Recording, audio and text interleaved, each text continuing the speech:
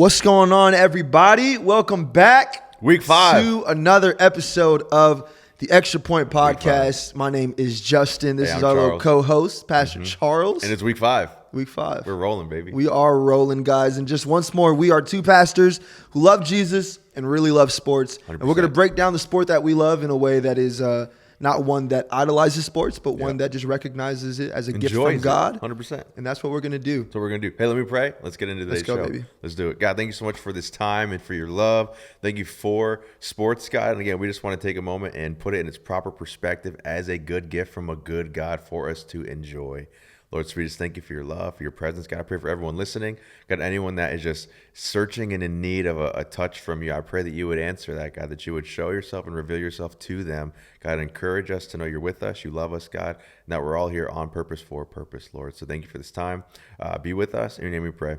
Amen. Amen. Hey, as always, if you guys got anything going on, if you got prayer requests, let us know. If you got questions about God, let us know. We'd love to be people that can just be of any kind of just assistance and support for you guys as you navigate things of the faith. And as always, like and subscribe. Please. And share this thing with your friends. Please. Those that love sports, those that don't know what sports is, we can help educate them. Literally. Those who love sports but don't love Jesus, this could be really easy. First literally, it's like right now, we're going to pause for 5 seconds. Hit the share button, hit the like button, hit the sub button. We're going to pause 5 seconds. Don't move.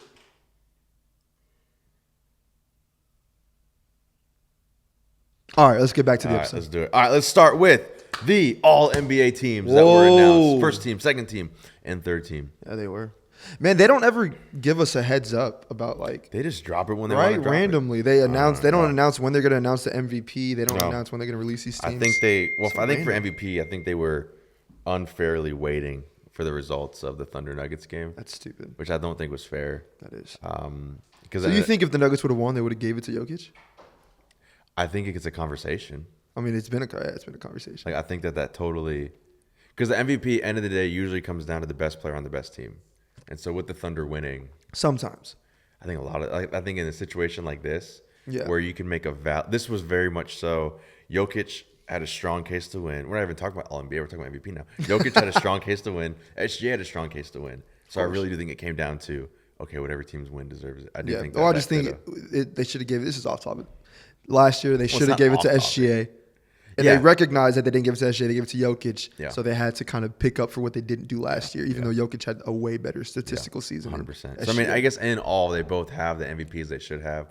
It just shouldn't have been done the way it's been done. Yeah, I think Jokic will get back to it next year. All right. Yeah, he'll be back. All right, all NBA. First team, we got your boy Giannis, we got SGA, we got Jokic, we got Tatum, and we got Mitchell. And so I think this is interesting. This is interesting, right? Giannis, SGA, Jokic, and Tatum, all of them received all first place votes. Of course. No second, no third. Those were the unanimous first. Those 4. Now, Mitchell is where things get a little bit different, okay? And so the way the voting system works is it goes on a point scale. And so there's points for first place, second place, third place. Mitchell got 61 first place votes. Okay, and so then he had 35 second for third place. And we knew that. Didn't we talk about that on one episode? Yeah, I mean, who that fifth person was. That was where we kind of were. I thought it should have been Cade. Yeah, but I mean, so all those guys also made all NBA teams. Yeah. But Mitchell, I think there's no debate. Like, again, Giannis and SGA, Giannis and Jokic, they were the top 3 scoring leaders this year. Yeah. It's my understanding. They're the 3 best players in the NBA. Jokic was third, 29.6. Yep. Giannis was second with 30.4. And SGA, bro, I mean, it's crazy. He led the league 32.7 points a game. That's a very impressive number. Oh, it is. But it's more impressive is Giannis because he's doing that on like 63% shooting. 60%. And 60%. Yeah. And he's not shooting threes. Yeah. That's what's crazy. Yeah, bro. Giannis had a case for MVP, bro. Oh, he always has a case. If the Bucks were good.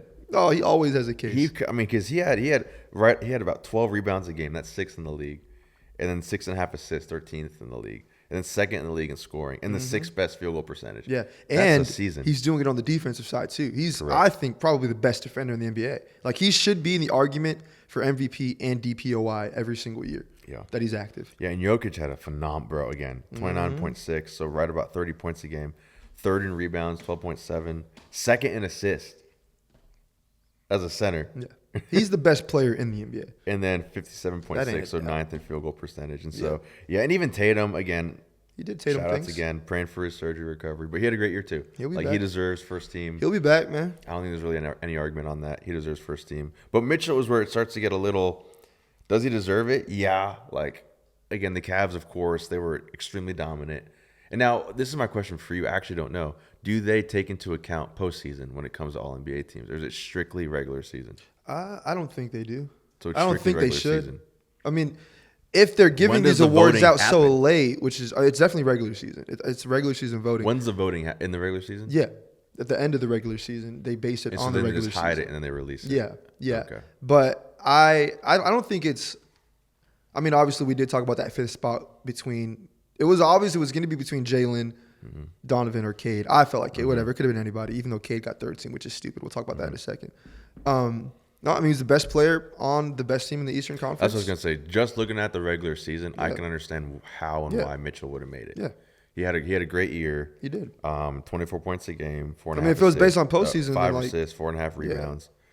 He had a great year. And he led. They were the best offense this year. Mm-hmm. And so he led that. So I think it's deserved. It's definitely deserved. Yeah, them being the 1 seed, them doing that. I'm fine with that first team. Yeah, I am too. Like, I think, of course, I would love to see Brunson there. Yeah. But go to the second team again? It's hard. And so, second team, we got Ant. Deserved. We got LeBron. Yes, sir. I don't know about that one. We got Steph. I don't know about that one. We got Evan Mobley, which deserved. Maybe. Him being Defensive Player of the Year. And then we got Brunson. And Brunson, that's deserved. Okay. And so, second team, to me, I think Ant and Brunson and Mobley, I do think that they all deserve it. Because you got to think Mobley, same argument with Mitchell, right? On the best team, and he was Defensive Player of the Year on the best team. Yeah. That isn't. I don't think that should merit an saying, all-NBA spot. But he wasn't the one that was carrying that team. Like, all the other players on that second team carried their teams. Correct. I'm just saying, though, with Mobley, you take him out, they're not the same team. I mean, of course, yeah. But if you take out Jared Allen, I don't think they're the same team. If you take out Garland, I don't think they're the same team. I don't know if it'd be that much of a difference maker. You have Evan Mobley's stats up there? I do. Let me look at I mean, the guy... I mean, it was, 18.5 points. 18.5 points gets you on second team. 9.3 rebounds, average. Right. 3 assists, average. 55.7 field goal. That's 12th in the league. That's that good. was decent. Yeah. But we'll talk about... So you think he just got hyped up because of his defensive year? I don't think he was... I think Evan Mobley is an amazing NBA player. Like, he's a top 25 NBA player for sure. But I don't think just because you won DPOI, like, that shouldn't merit you an All-NBA second team. Like, there's guys that had a better statistical season than Evan Mobley. No, 100%. I'm just saying I can understand that him winning Defensive Player of the Year. I can understand him being third team. That influenced. I can understand him being third team and then them switching Cat with him. No, I would love that. Because Cat had a way better year. I mean, a way better statistical season. Not defensively, though. Yeah, I know. But if we're talking... I think it's numbers. Hard, and I think it's hard to also, like, how do you balance the offensive and defensive impact? I mean, if we're going by first and second team, all those dudes are pretty dominant offensive players, right? And they're all also solid defensively. Solid, but they're not on the level of but none of them are. Yeah, none of them are liabilities. I would argue. Again, we're getting to the third team, but like Cat is a liability sometimes. Yeah. Can you go to the third team real quick? But and then third team was Cade, Cat, Hallie, Jalen Williams, and James Harden. There's some surprises on there. And so let's go back to the second team. So again, we agree Ant, we agree Brunson. So we're debatable on Mobley. I think that's fair. Yeah. I don't know about LeBron, to be honest. Why? I just think he's there because it's LeBron. Why? Same argument you're making. I think Halliburton. I think even Jalen Williams potentially. I think Cat. I think there's players that just had better year. I know it's by position, but I just think there's players that have better years than him. To my understanding. I thought it was positionless now. I don't know if they changed it or not. I think it's by position. Either way, because it's forward, what are LeBron's numbers? Forward, guard. Yeah. What are LeBron's numbers? Yeah, I think it's not like point guard shooting up, but guard, forward. What's LeBron's numbers? LeBron had he had a fine year. Fine year. What are LeBron's numbers? 24.4 points, 13th. 7.8 rebounds, 22nd. 8.2 assists, 6th. Yeah. And then 51% shooting, 26th. Talking about 24, 7, and 8. That's not. Obviously, we're used to LeBron averaging I'm being skewed by the 29, the 10, maybe whatever. I'm being skewed by a little bit. Wasn't but like those numbers are still they're really good. Phenomenal. I agree.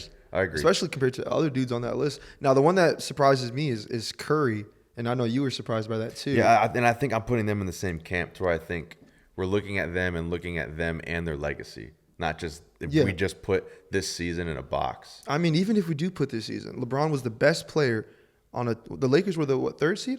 Mm-hmm. They were the third seed, which is think they had above 50 wins. Yeah. They were a top 5 team in the NBA. I mean, statistically No, and that's fair. That's fair. like LeBron was the best player on a top 5 NBA He team. definitely should be third team. I just think second is. It's hard, man. It's hard to really know. I know. Down. Now if we're talking about between second and third, we're nitpicking for real. I know. They were all deserved. They all of an deserve NBA all team. They all deserve. Yeah. But Cade should have been on that and second Steph, team. he had a fine year.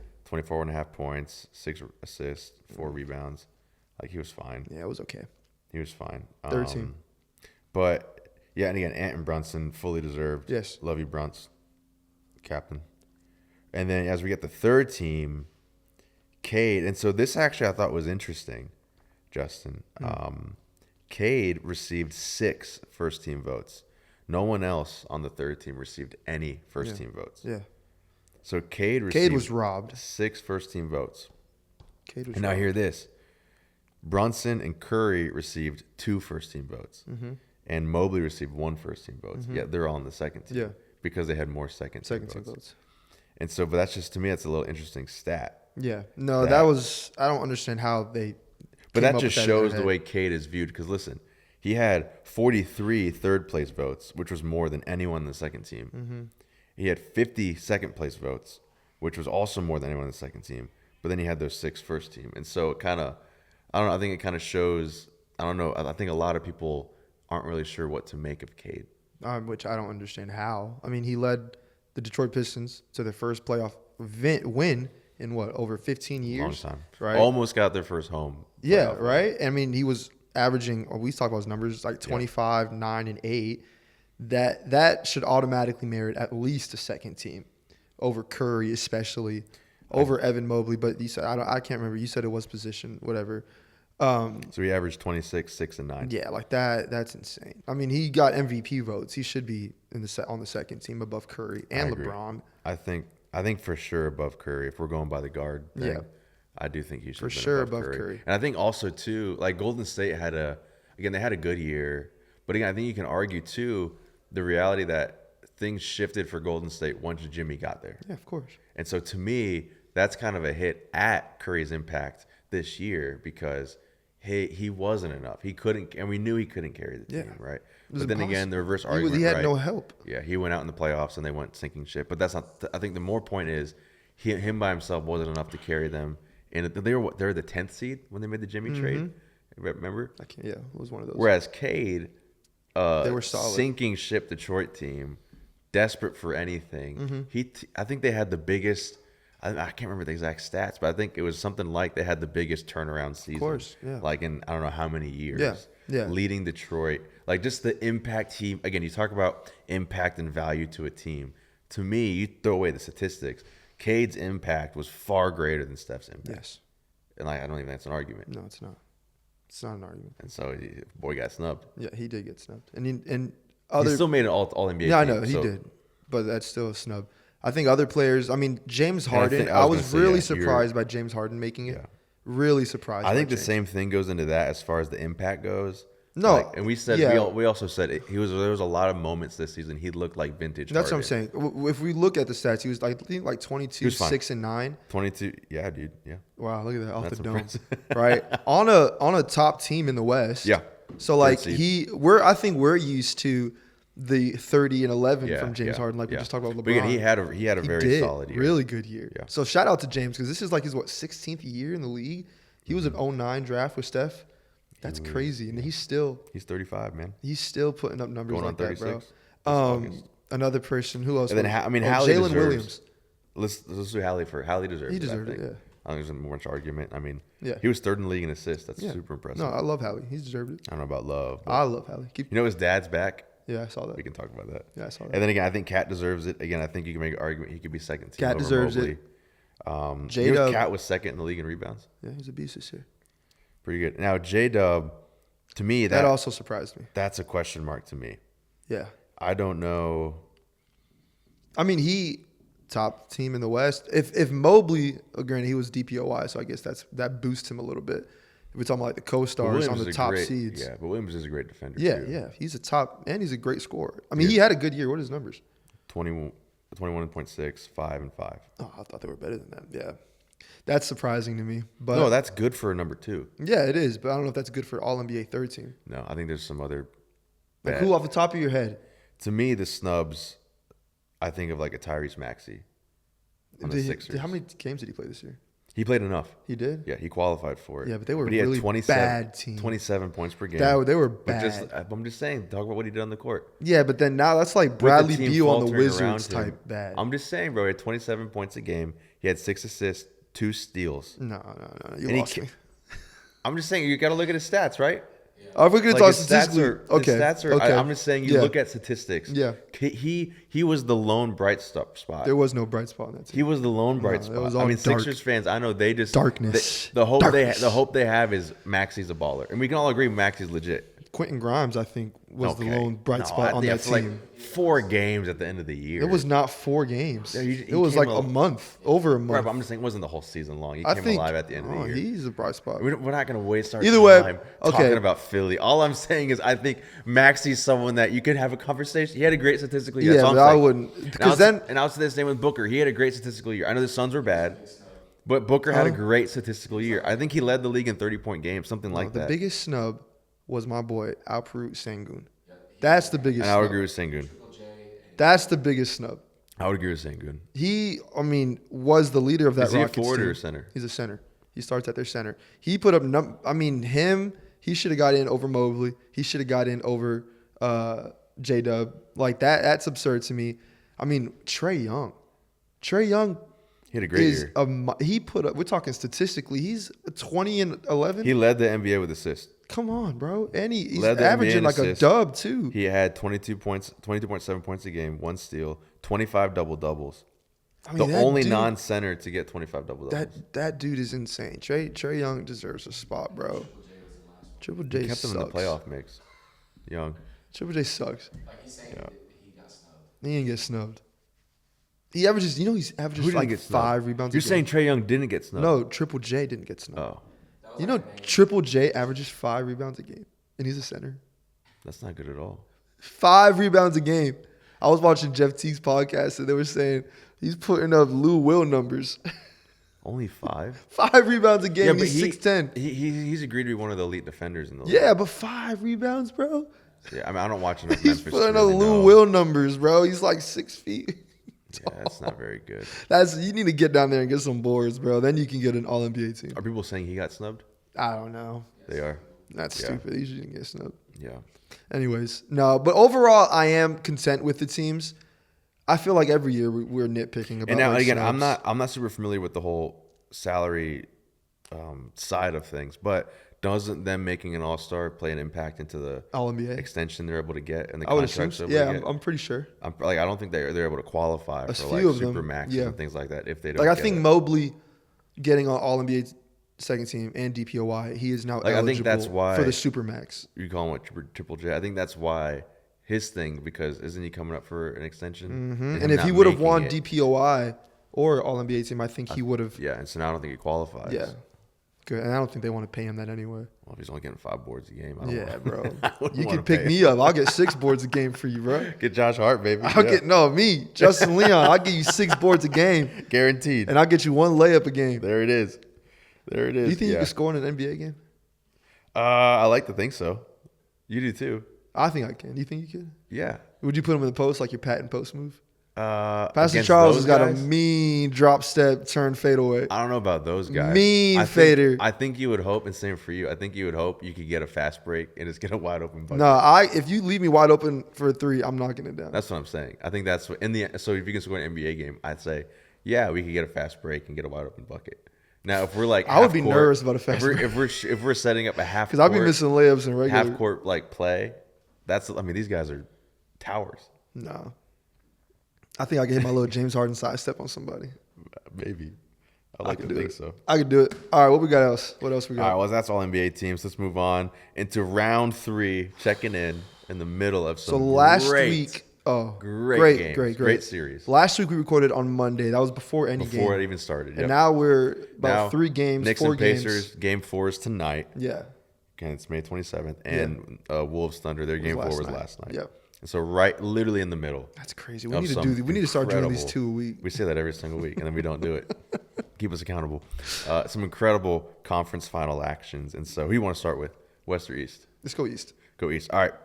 Because we could do... No, let's do West first, and then we could talk about East and do a preview for tonight.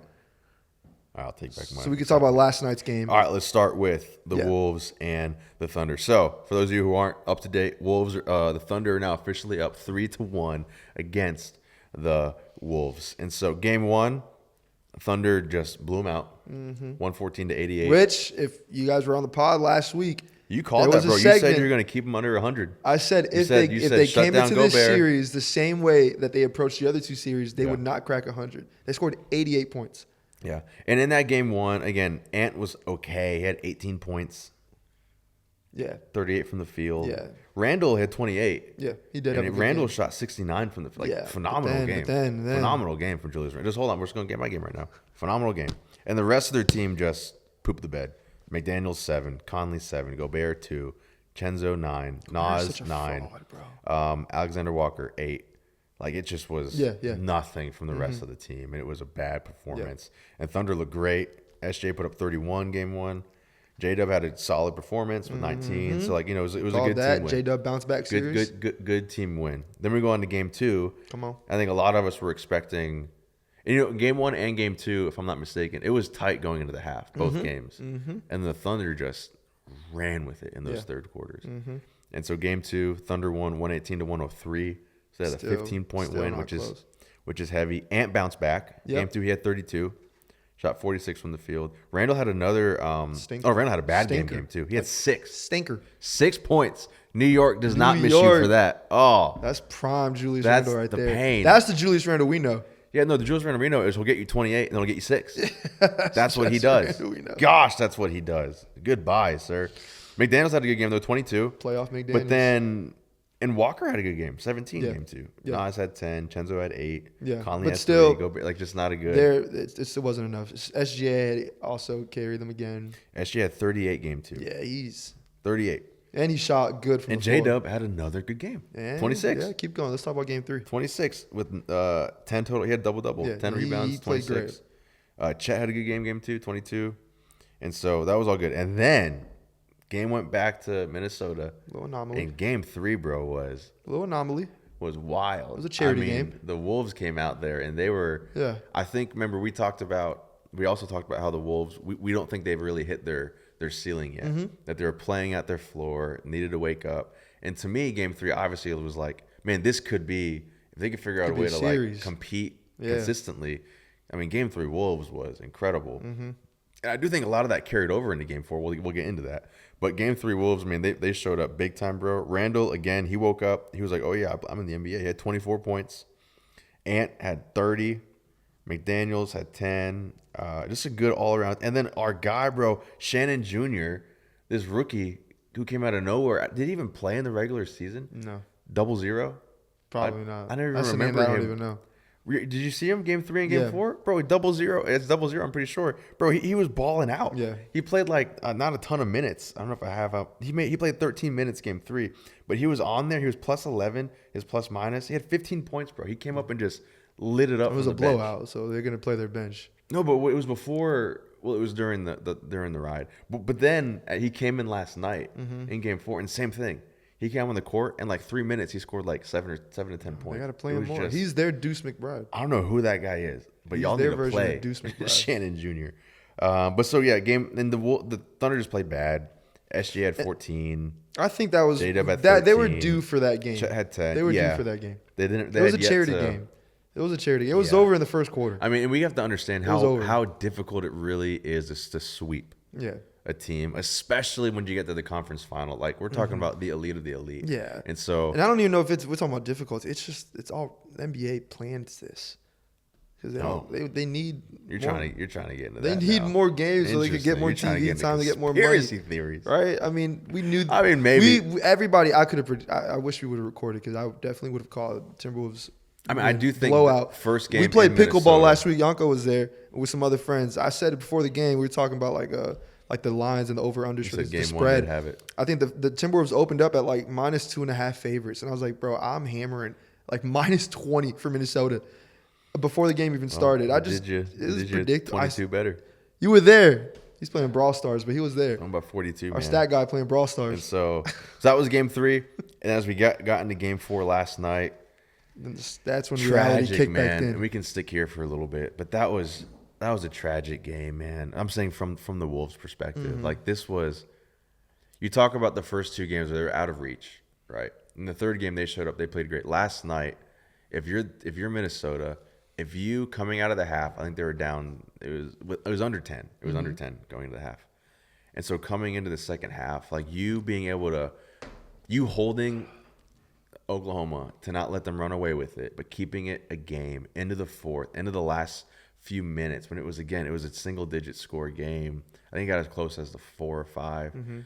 Like, you got to close that out. Yeah. Like, you cannot lose a close game at home. Like, the series is over. Yeah, it is over. I mean, like that. I think. So but it didn't have to be over. No, of course not. They just proved the Thunder are just a better team. They're deeper. They have more players that can get it done. We said Jalen Williams is going to have a bounce-back series. He played great. Bro, SGA had 40 last night. Yeah, I'm telling you. Jalen Williams, he had 34. SGA is going to prove that he's the best player. Listen, Chet had 21. Yes, they're just a better team. Those 3 guys balled Minnesota's out. just, they don't have the pieces. Like, they got lucky going up against a Randall Laker had? team. Probably nothing. 5. Yeah. He was like, oh, you don't think I could play worse than game 2? They're not. And I mean, even Ant, Ant has not. Bro, Ant had 16. Yeah, and he hasn't been shooting good. Ant had 16 And if you remember after game 1, he was, and we talked about it like at I can't remember what we talked about it, but like Ant's demeanor and his whole like post game press conference, he was like, I know what I got to do. I just got to be more aggressive, right? I just got to take more shots. The SmackDown. And like it's not a matter of him taking more shots. That's not helping them win. He got to be efficient, bro. Like game 3 is when he was efficient, and he took less shots than he did game 2, and I think last night too. He didn't take many shots last night. Yeah, but game 2 he took like over 30 or maybe over 25, and he did not shoot well. But game 3 he took less shots and made more. Like he just got to be efficient. Now, to me, again, if I'm a Wolves fan, what's the most heartbreaking about last night? Like, yeah, the Thunder big three went off, right? But the rest of the Thunder, very pedestrian. Like, the bench didn't really help a lot. It was really J-Dub, Chet, and SGA, right? But you look at the Wolves, listen to this. McDaniels, 22. Alexander Walker, 23. DiVincenzo, 21. Yeah. Naz Reid, 11. You talk about... And they won't get those games You talk about the supporting... They all... Yeah. Everybody showed up except for Julius and Ant. Yeah. And you only lost by 2. Like, just think about and that. You won't get another game like that. Think about that for a second. You won't get another game like that. The whole team showed up, but the superstars failed to show up. And you lost by 2 points. I mean, I'm talking if Julius Randle had 8 points, I would have won by 1. Yeah. If he would have made one of his threes. Yeah. That's it, man. And you won't get another game like that from their bench. That's what I'm trying to say. That was their game. That was the game to win. That was their game to turn everything. They folded. You know what Ant said after the game? In a report, they were trying to say if he struggled, and Ant said, "I don't think I struggled." Yeah. He said, "I didn't get enough shots to say that I struggled. I didn't struggle." Yeah. What do you even make with that? I don't know. That's our guy, though. What does that even mean? I don't know. He's young. He's still figuring it out. You say that quote that you told me earlier today. That is well, I think this is what I think, Keep and I've heard people say, and I think I stand by it, is that the NBA world, the fandom, I think we propelled Ant into elite status too quick. I think because we get when we see someone with the physicality, that's it, and the again just the attributes that he has and the way he's able to play, his personality. He has the swag of just an NBA king. Like he has everything that you want to see. But I think we were just a little too quick to propel him into top 5. Yeah, and I think this series is showing. Even in the playoffs. Yeah, but again, like he's 23. He's taking the Timberwolves to back-to-back conference finals. That's huge. That is huge. Huge. But he's still like, and I can't remember how last year the conference finals went for him against the Mavericks, how he played. But yeah, they lost 5-1 in that one too, right? Yeah. I can't remember, but it wasn't that good. It sucks that he's not getting it done. And I definitely want to make sure. I'm not at all trying to say that Ant will not be superstar top 5 because I think everyone and their mother will agree he is going to be a top 3 player. I just think we were a little too fast. Yeah. I just don't think he's there yet. That Timberwolves team needs. I mean, again, Randall is so inconsistent. He's too inconsistent. Rudy Gobert he's not good. He's getting you the boards, but he's not doing. He ain't good. Like he had that one game against my Lakers, which is the most not. There's a few players I've learned about you. You love to hate on. Rudy's he's one not of them. good.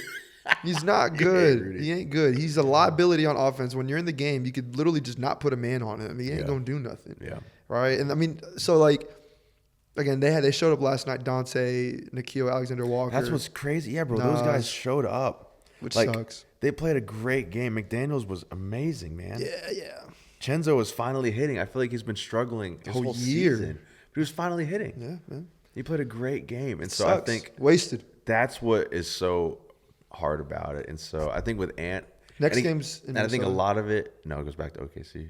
I think Thunder win in 5. We'll get to that, but I think a lot of it does come down to because it's not that Ant needs to grow more like in his shooting, or it's nothing to do with that. Mm-hmm. I truly think it's just his maturity, and I think he propelled himself too quick too. And I think he was playing as if he was a top 3 player, where I just don't think he's there yet. Yeah. And I think was getting the best that of is him. a quality that I can respect. Like you want your top guy. No, you want to being think like you're the best in the world. 100%. I am him, and like none of y'all are gonna stop me. 100%, And we've but- seen that. But there also All has NBA to come. seconds. There has to come in some humility into that. That's to coaching. Also, I think that's where to coaching also takes recognize that you can think you're the best in the world, but sometimes being the best in the Yeah. world is not keeping the ball and playing hero ball. Yeah. And to me, that's where his immaturity is showing up. Yeah, you know who else does that a lot though? Jalen Brunson. Oh, But it's we'll talk about it different, in a little though. bit. That's different. I think coaching takes a part in that. Yeah. I think It's very different. vets like Mike Conley. I don't know his relationship with Ant. Like Yeah, you you're just saying, need like, vets coaching him up. coaching Yeah. people that can like talk you down in moments I like agree. that. You know what but I'm saying? to me, I think Ant is like, I think we're on the verge of something because to me, this is his humble yourself wake up moment. I hope so. To where if he is able to recognize that and again humble himself, Yeah. I really think he could fly. I hope so. But if he doesn't do that, man, and he continues just to like ignore it and just keep going, I don't know if he's ever actually going to propel himself. Oh, he's going to continue to get better. The Timberwolves are still going to be a top team in the West next year. Yeah. They'll still be in contention next year to be the Western Conference Finals. It's just They not their will. year. Just won't be there. It's not their year. They will. Yeah. Hey guys, we want to go ahead and pause the video really quick to bring you our extra point for this episode. Pastor Charles has got And a our special extra word point for today us. is brought to you by the Book of Psalms. Ooh, my favorite. Yeah, baby. I know one of me and Justin's favorite psalms, Psalm 20 verse 7, simply reads, Ooh, hold on, "Some let me get trust there. in chariots." You know this one. You remember? I know, this. I just wanna pull it Some up. trust in horses, but we trust in the name of the Lord our God. And I think something that to me is important just to note with this psalm is David, who wrote this. He was a king. He was a military leader. And so, again, he's saying some trust in chariots, some trust in horses. And we have to, it's significant to realize that David used chariots.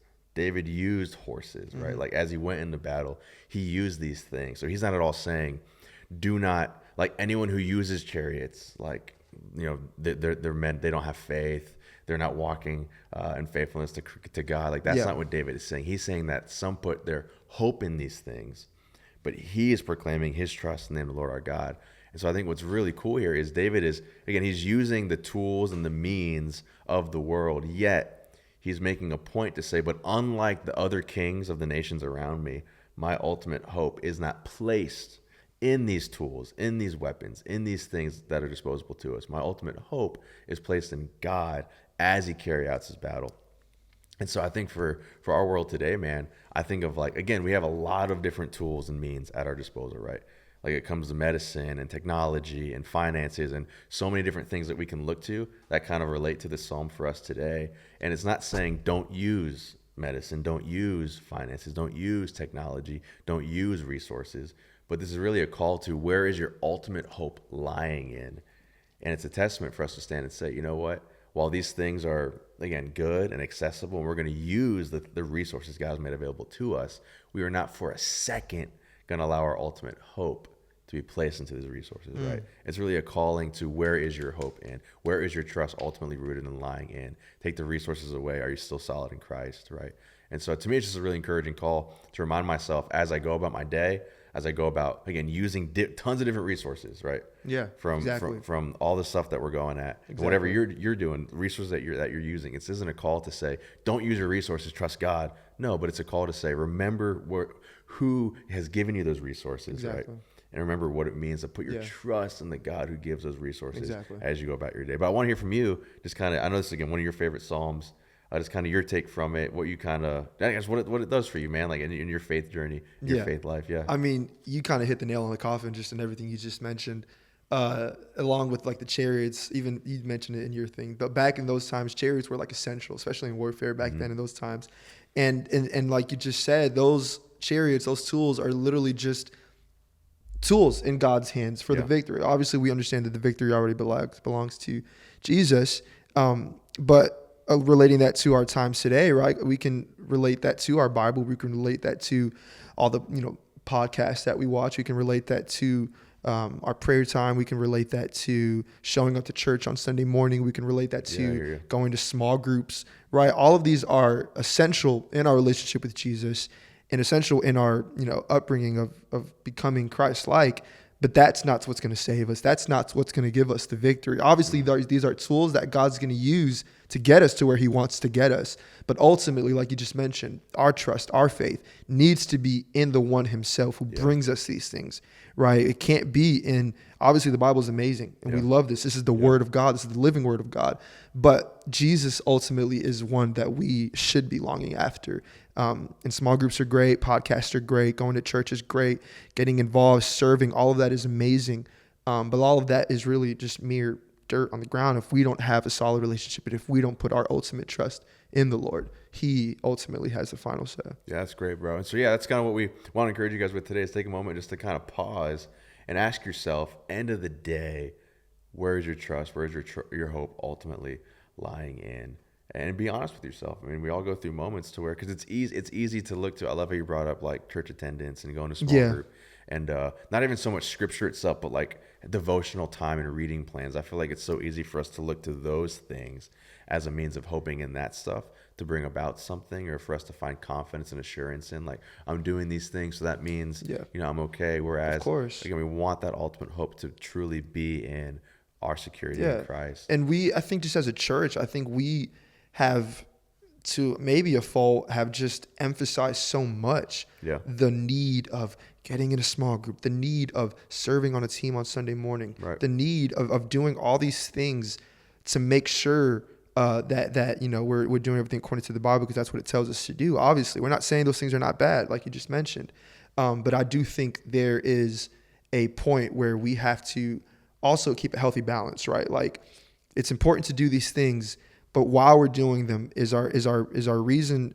What's our reason behind what we're doing? What's our reason behind wanting to serve as much as we can on a Sunday? What's our reasoning behind wanting to join as many small groups as we can? Is it just for the sake of growing, like in a community, or is it genuinely because of, like, this is what the Bible instructs us to do, and if this is what's going to bring me closer to Jesus, then I'm going to do everything I can to make sure I am following his instructions, following the guidelines of what the Bible tells me, of what Jesus tells me to do, in order so that I can be as Christ-like as he commands me to. Nah, man, that's so good. So let's be people who our ultimate hope, ultimate trust is in God. As we go about our day, go about our jobs, go about raising our families, go about making money, everything that we're doing, use what God's given us. They're good tools, horses, chariots. We need to use them. Them in themselves are not bad, right? But don't allow ourselves to make that what we're hoping in. Because at the end of the day, these things will fade. They will fail. But Christ reigns forever, and he's what's good. And so, amen. For our hope in that, amen. Let's do it. Shout out to the Thunder. This is the Thunder year. Bro, they look great. They're firing all cylinders. That boy SGA is going stupid. So SGA, he's averaging 30 points a game. Best player. J-Dub, 23 points a game. And Chet, 17 points a game. So their big three showing up. Yeah, they're showing up. They're showing up, showing out. They're going to be tough for whether it's Indiana or New York. They're going to be. It's going to be a fun series. They're going to be the favorites for sure. The Thunder will be. They'll have home court. Shout out the Thunder, man. They're the youngest. I don't give them if they're the youngest team in the NBA. Or they're one of the youngest teams in the NBA, and they're all about to get a chip. Bro, they're playing incredible. Shout out SGA, man. I know the Clippers are looking at this like, what do they call him? We messed up, man. The foul merchant? That's his nickname? Yeah, foul merchant. I mean, he doesn't like that nickname. But and I don't want to take too much time on this, but that whole foul merchant thing, I was talking about this with some friends the other day. Like, I saw a stat that pulled up like the past 10 MVPs or 15 MVPs and like their free throw numbers. It talked about like prime Kobe, when he won MVP, he averaged like over 9 free throws a game.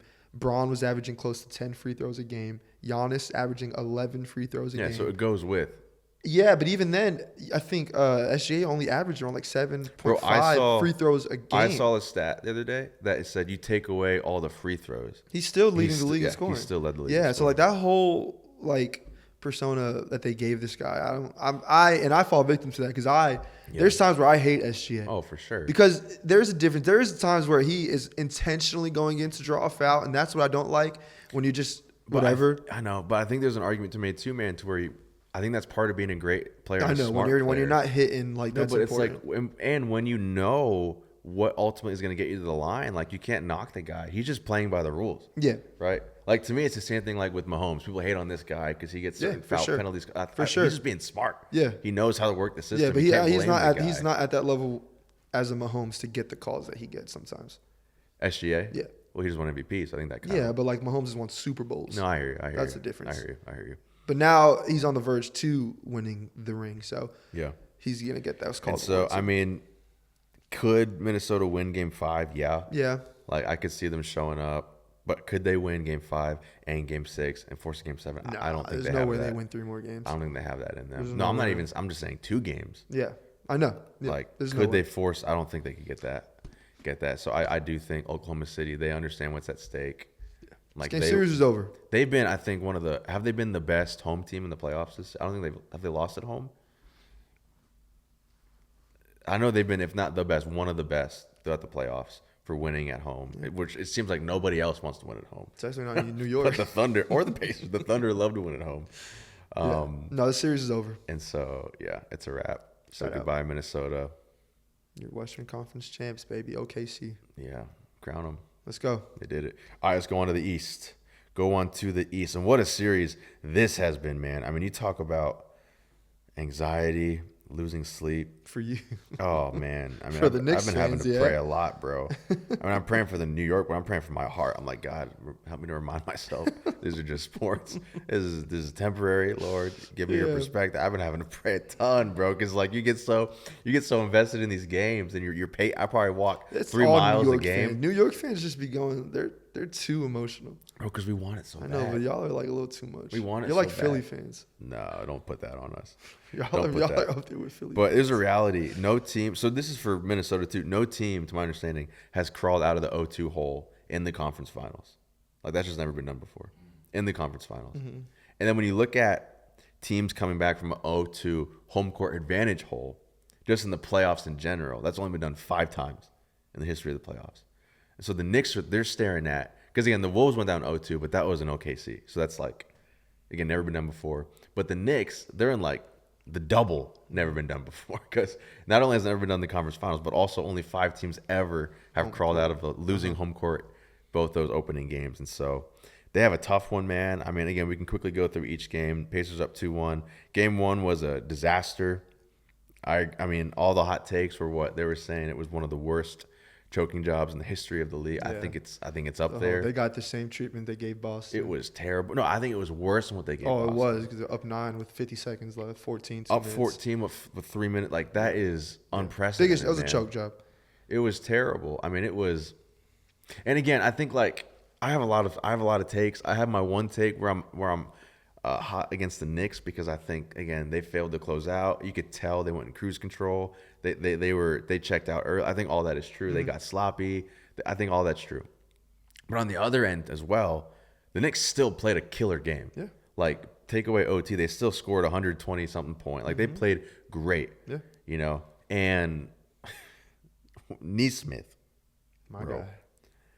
Like never in his life is he gonna hit 6 straight the way he did, you know. So I do think that's another side of the thing, where like it's not just Knicks, you stink, but also, bro, like the Pacers, they literally played on a level where that was unbelievable. Of course, unbelievable, you know. And so which is what is needed to steal a home court game. Yeah, bro. So game 1 was brutal, man. I think that was like, I mean, I don't know the last time I literally felt like I was gonna throw up.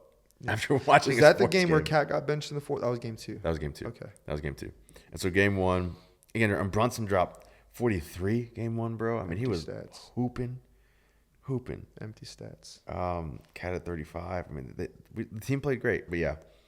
And like we said, man, with this series, we said the thing about the Pacers is they have no primary scorer, and they're all able to elevate when needed. I think game 1 showed that, right? Because Neesmith, out of nowhere, he showed up. He had 30. Hallie had 31. And then we get to game 2, and same thing. They had a different leading scorer. It was Siakam's game. He couldn't miss. Firing, he got 39. Especially that first quarter.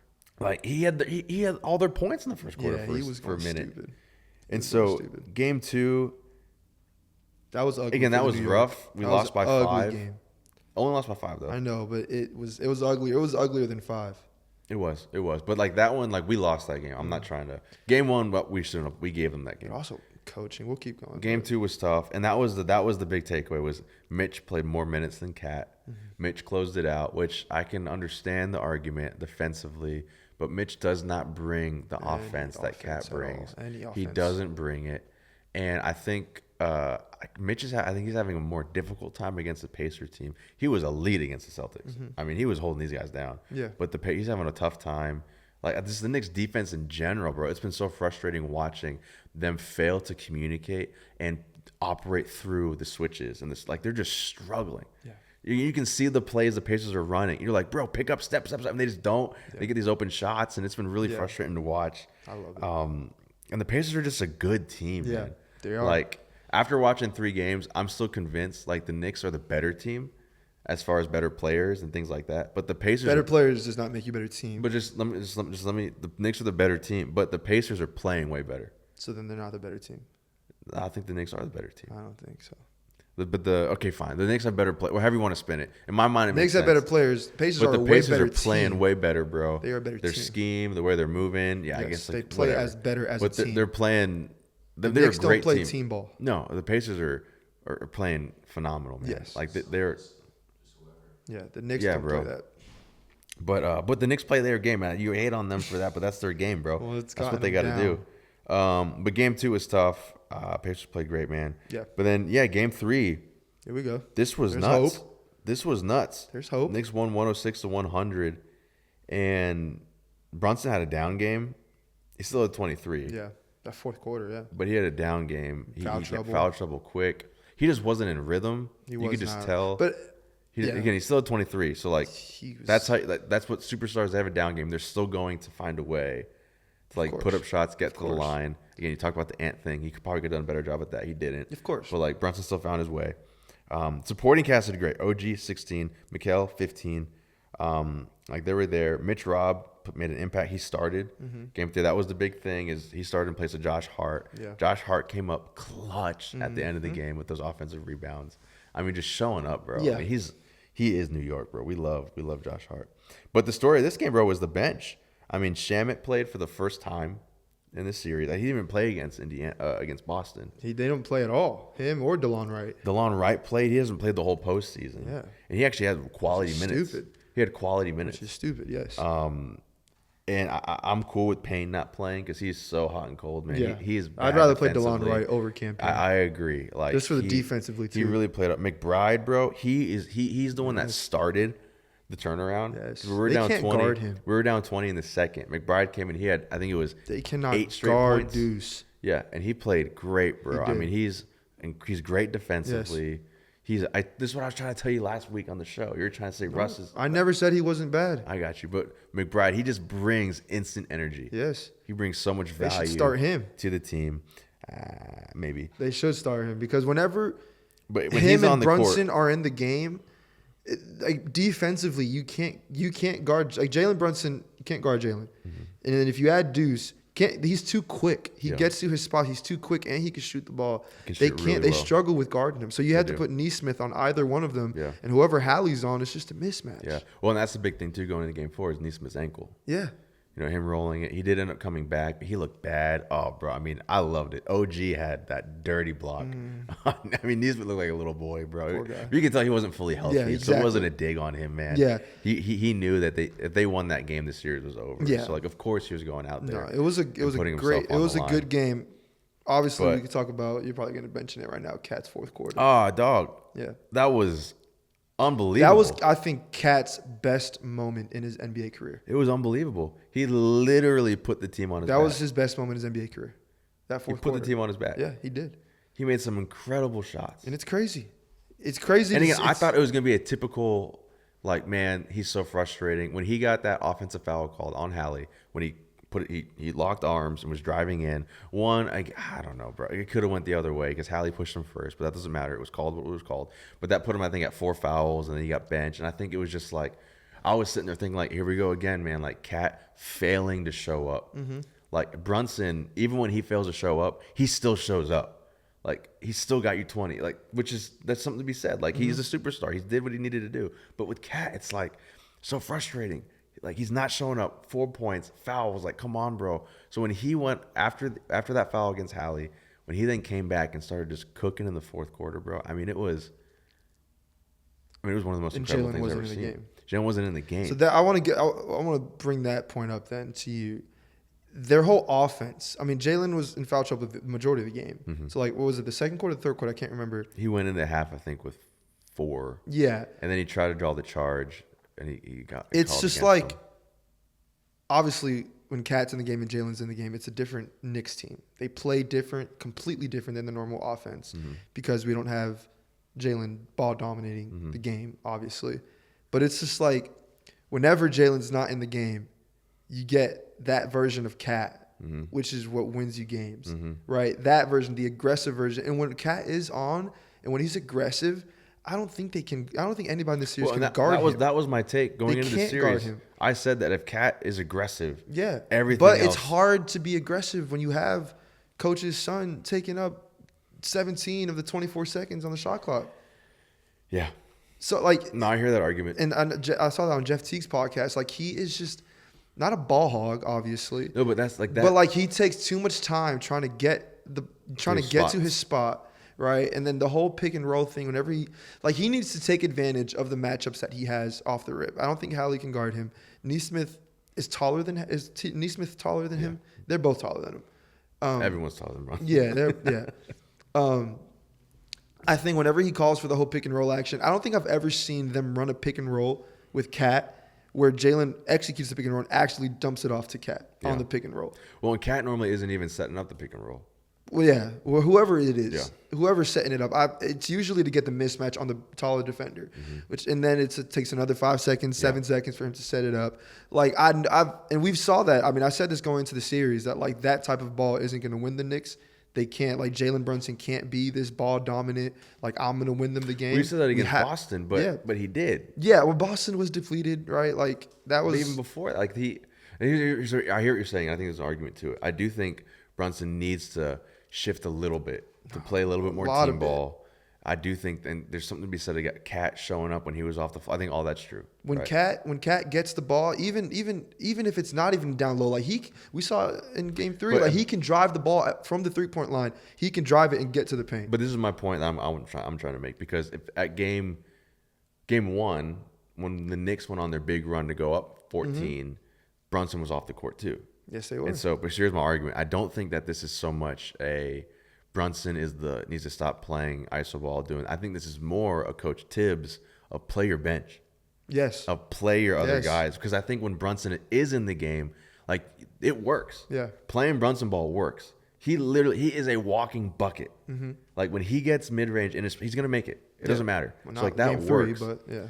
But no, he still was doing pretty well. All I'm saying is that I don't think it's so much do that less. I think it's just do Spread that, the ball. but get the other guys involved and keep Brunson off the court some more. Get Cat his looks. Because I think the problem is when Brunson's out there playing 40 minutes a game and we're doing that the whole time.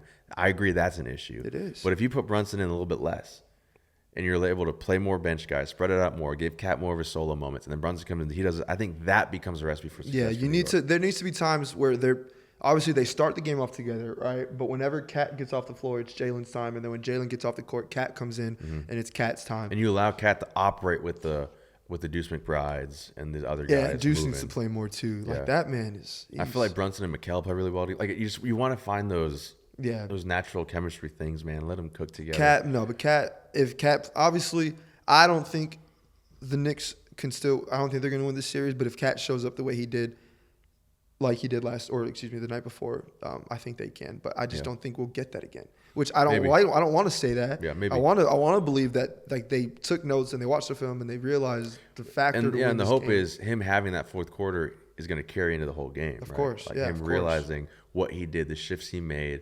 Now my worry is during that run, he made because before that run started, he was shooting some stupid far threes, yeah, like bro. from the hash mark. But then during that run, he hit some of those threes, and so my worry is that he's going to show up doing that, and it's not going to that's the fear. And I know he thinks he's like the best shooting big man of all time. He's great, bro. Like he is in the conversation, but whenever none of them can guard him. Miles Turner can't guard him. Pascal can't guard him.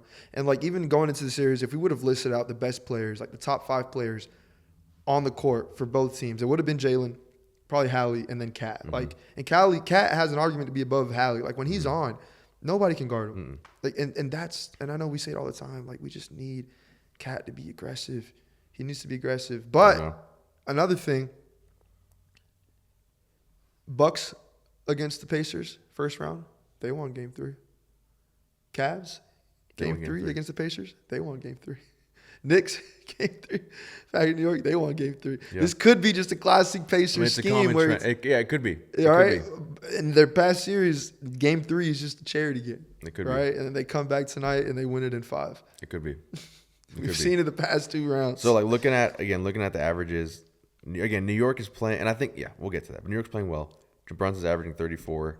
Cat's averaging 26. Mikel's averaging 17. OG 16. That's super solid. Then on the Pacers side, they're doing what we said they're going to do, man. Siakam 24, Hallie 21, Nesmith 16, Turner 16, Nembhard 12. Freaking TJ McConnell, bro, 10. That dude literally doesn't miss mid-range. It is so frustrating to watch that. He's a hard worker. He's a dog. No, he's a great. I'm only hating because it's against him, right? He's playing great. But that's my take, man. You get what I'm saying? The difference of I don't think it's Brunson needs to do what he's doing less. It's more of coaching-wise, set things up so that Brunson is doing that less, as in it's not Brunson's. But I think there also needs to be a side where Brunson recognizes that. He shouldn't have to rely. Obviously, coaching does need to do their job, but he, as a leader of that team, should recognize that. When I'm on the bench, wow, this team goes on runs when I'm not on the floor. But he doesn't decide when he's on the bench or on the floor. No, I'm saying, but when he's in the game, he needs to recognize, okay, I'm 5 for 15 right now. Let me let Cat go. Let me let OG, let Mikal get their shots. Yeah. And I'm not, obviously, he's not putting up 30 or 50 or 20 or 40 shots a game. He's not on that level. But, I think he should recognize. He's not shooting. He goes in there and he's drawing the fouls. And he's getting to the line. And he's taking 17 seconds off the shot clock. Yeah. Yeah. We'll see what happens. I hope they can make adjustments and Cat comes out aggressive. If Cat comes out aggressive in the first quarter, then it might get ugly for the Pacers. Yeah, and so looking at this one, so you're confident you think Pacers win tonight? Yeah. And then win it in New York, game 5? I think they win in 5. Just going off the script. Yeah, and so for me, I do. Of course, I got to be biased, but it's a reason bias. Back in Indiana. Yeah, I think the Knicks win tonight, man. I really do. I think them coming out, because it wasn't just them coming out of a 20-point deficit again. It was the fact of them coming out of a 20-point deficit while they are down 2-0 in the series. Mm-hmm. I think a lot of teams, they could have rolled over there and just said, hey, guys, we did our best. We got to the conference finals, waved the flag. But I think them finding that grit to crawl out of that, I just think it has a lot of momentum carrying into tonight's game. I do think, again, the Pacers understand what's at stake.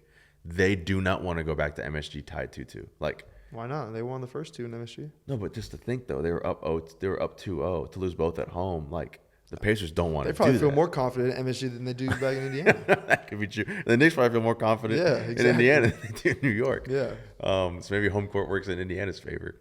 But I do think the Knicks win the night to tie it up 2-2. And I think they win game 5 in New York. This is my prediction. Mm-hmm. They go up 3-2. I think the Pacers win game 6. 100%. I think they win 3 straight. And they go up 3-2. And then Pacers win game 6 and Indiana tie it 3-3 back to the Garden game 7. That's what I think is going to happen. No, delusional. It's going to be a game 7 for the ages. Delusional. Pacers in 5. You can see that happening though. Come on. Of course I can see it. Like the Doctor Strange meme where there was a billion outcomes. This is one of them. I don't hate on them, bro. Right? It's going to happen. The Knicks will win tonight. I'll even give you a score prediction. Knicks are going to win tonight. 111. Mm-hmm. To 104. Roll the clip. 111. Roll the clip. Knicks win. No. Give me your score. I don't know. I would say Pacers 127. Jeez. Yeah. I think they're going to have another good. I mean, also Pacers shot terrible game 3. They did. But that's another no. They shot terrible. They won't shoot that poor again. Knicks 100. Wait, what's the score? 125 to 100. They're going to lose by 25? Yeah. Come on, man. Yeah. Yeah. Halliburton's dad is back. He is back. Oh, it's over for y'all. It's over. That's all Hallie needs. It's over. Yeah, Pacers in 5, bro. Wrap it up. Nah, Let's get to Knicks this in 7. Pacers and OKC finals, baby. Nobody wants that. They man. don't. Two small Nobody market teams, wants bro. that. Oh, it's disgusting. It's disgusting.